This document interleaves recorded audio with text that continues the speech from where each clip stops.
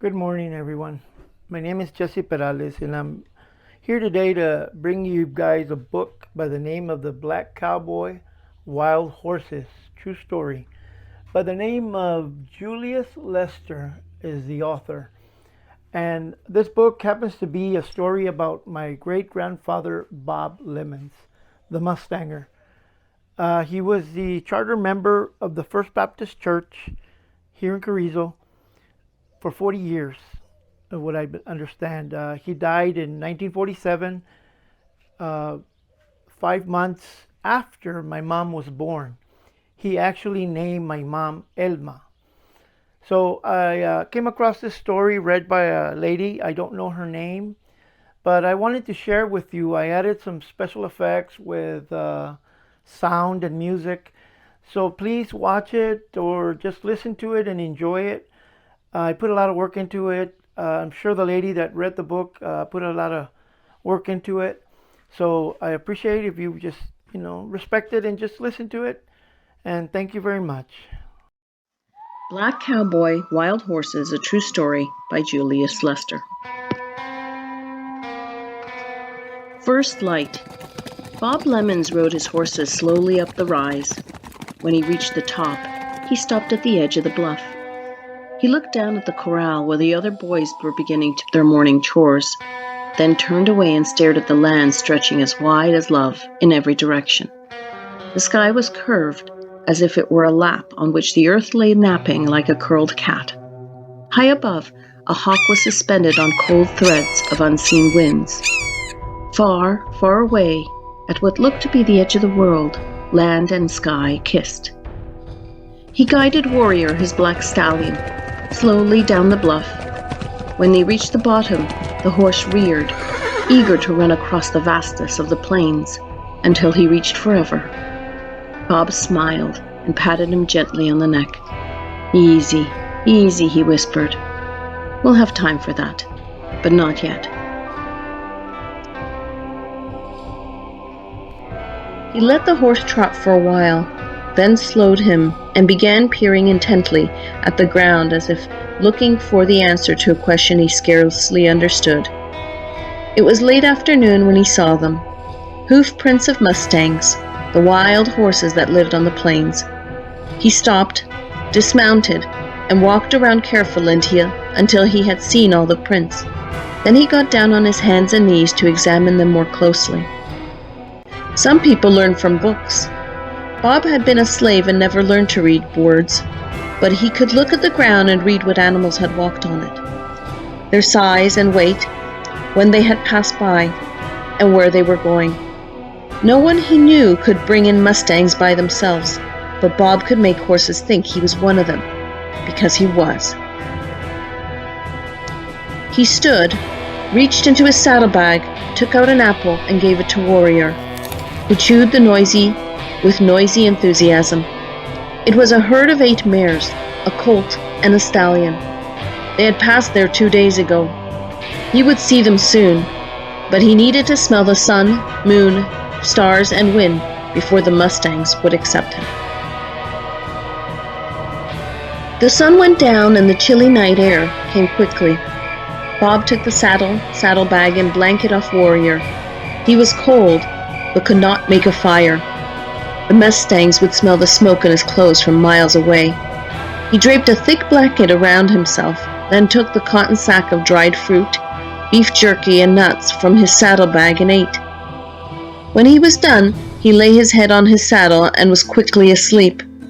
Warrior grazed in the tall, sweet grasses. As soon as the sun's round shoulder came over the horizon, Bob awoke. He ate, filled his canteen, and saddling Warrior, rode away. All day he followed the tracks without hurrying. Near dusk, clouds appeared piled atop each other like mountains made of fear. Lightning flickered from within them like candle flames shivering in a breeze. Bob heard the faint but distant rumbling of thunder. Suddenly, lightning vaulted from cloud to cloud across the curved heavens. Warrior reared, his front hooves pawing as if trying to knock the white streaks of fire from the night sky. Bob raced Warrior to a nearby ravine as the sky exploded sheets of light. And there, in the distance, beneath the ghostly light, Bob saw the herd of mustangs. As if sensing their presence, Warrior rose into the air once again, this time not challenging the heavens, but almost in greeting. Bob thought he saw the mustang stallion rise in response as the earth shuddered from the sound of thunder. Then the rain came as hard and stinging as remorse. Quickly Bob put on his poncho and, turning Warrior away from the wind and the rain, waited. The storm would soon pass, or it wouldn't. There was nothing to do but wait. Finally the rain slowed and then stopped. The clouds thinned, and there, high in the sky, the moon appeared, as white as grief. Bob slept in the saddle while Warrior grazed on the wet grasses. The sun rose into a clear sky, and Bob was awake immediately. The storm would have washed away the tracks, but they had been going toward the big river. He would go there and wait. By mid-afternoon, he could see the ribbon of river shining in the distance. He stopped, needing only to be close enough to see the horses when they came to drink. Toward evening, he saw a trail of rolling, dusty clouds. In front was the mustang herd. As it reached water, the stallion slowed and stopped. He looked around, his head raised, nostrils flared, smelling the air. He turned in Bob's direction and sniffed the air again. Bob tensed. Had he come too close too soon? If the stallion smelled anything new, he and the herd would be gone, and Bob would never find them again. The stallion seemed to be looking directly at him. Bob was too far away to be seen, but he did not even blink his eyes, afraid the stallion would hear the sound. Finally, the stallion began drinking, and the other horses followed. Bob let his breath out slowly. He had been accepted. The next morning he crossed the river and picked up the herd's trail. He moved Warrior slowly, without sound, without dust. Soon he saw them grazing. He stopped. The horses did not notice him. After a while he moved forward, slowly, quietly. The stallion raised his head. Bob stopped. When the stallion went back to grazing, Bob moved forward again. All day Bob watched the herd, moving only when it moved, but always coming closer. The mustangs sensed his presence. They thought he was a horse. So did he.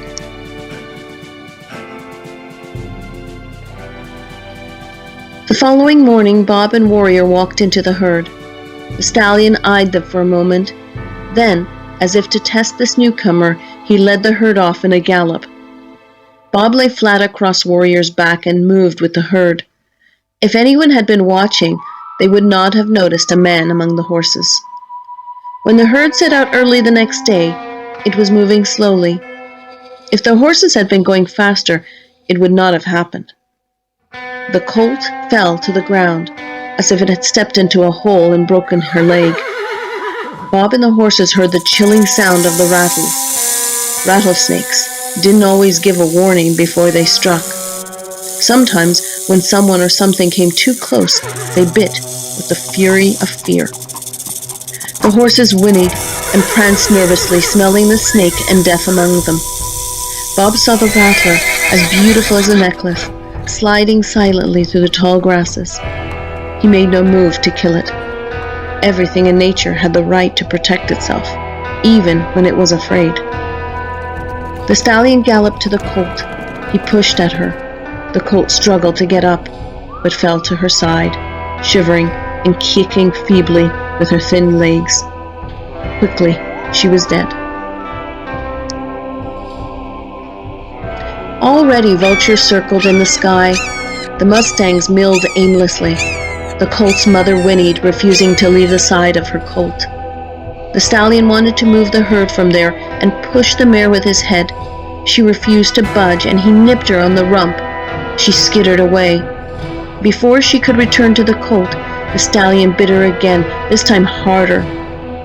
She ran toward the herd. He bit her the third time, and the herd was off. As they galloped away, Bob looked back. The vultures were descending from the sky as gracefully as dusk. It was time to take over the herd. The stallion would not have the heart to fight fiercely so soon after the death of the colt. Bob galloped Warrior to the front and wheeled around, forcing the stallion to stop quickly. The herd, confused, slowed and stopped also. Bob raised Warrior to stand high on his back legs, fetlocks pawing and kicking the air. The stallion's eyes opened. He snorted and pawed the ground, surprised and uncertain. Bob charged the stallion. Both horses rode on hind legs, teeth bared as they kicked at each other. When they came down, Bob charged Warrior at the stallion again, pushing him backward. Bob rushed yet again. The stallion neighed loudly and nipped Warrior on the neck. Warrior snorted angrily, reared, and kicked out with his forelegs, striking the stallion on the nose. Still maintaining his balance, Warrior struck again and again. The Mustang stallion cried out in pain. Warrior pushed hard against the stallion. The stallion lost his footing and fell to the earth. Warrior rose, neighed triumphantly, his front legs pawing as if seeking for the rungs on which he could climb a ladder into the sky. The Mustang scrambled to his feet. Beaten, he snorted weakly. When Warrior made as if to attack again, the stallion turned, whinnied weakly, and trotted away. Bob was now the herd's leader. But would they follow him? He rode slowly at first, then faster and faster. The Mustangs followed as if being led on ropes. Throughout that day and the next, he rode with the horses. For Bob, there was only the bulging of the horses' dark eyes, the quivering of their flesh, the rippling of muscles, and bending of bones in their bodies. He was now sky, and plains, and grass, and river, and horse. When his food was almost gone, Bob led the horses on one last ride, a dark surge of flesh flashing across the plains like black lightning. Toward evening, he led the herd up the steep hillside into the bluff and down the slope toward the big corral. The cowboys heard him coming and opened the corral gate. Bob led the herd, but at the last moment he swerved, Warrior aside, and the Mustangs flowed into the fenced enclosure. The cowboys leaped and shouted as they quickly closed the gate. Bob rode away from them and back to the bluff. He stopped and stared out into the plains. Warrior reared and whinnied loudly. "I know," Bob whispered. "I know. Maybe someday. Maybe someday they would ride with the Mustangs, ride to the forever place where land and sky kissed, and then ride on. Maybe someday."